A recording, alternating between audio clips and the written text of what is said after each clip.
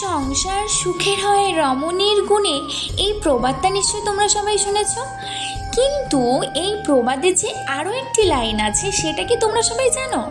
হ্যাঁ, হয়তো তোমরা অনেকেই জানো, আবার হয়তো তোমরা অনেকেই জানো না। তো চলো আগে এই প্রবাদটা সম্পূর্ণটা তোমাদের জানাই। এই প্রবাদটা হচ্ছে, সংসার সুখের হয় রমণীর গুণে, গুণবান পতি যদি থাকে তার সনে।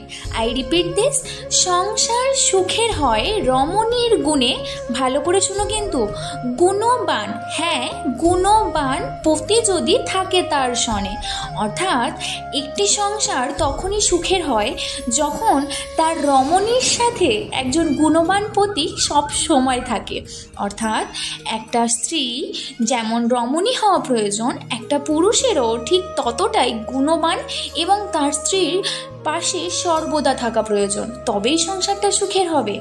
কি ঠিক বললাম তো? ভালো লাগলে লাভ রিয়াক্ট। Bye bye.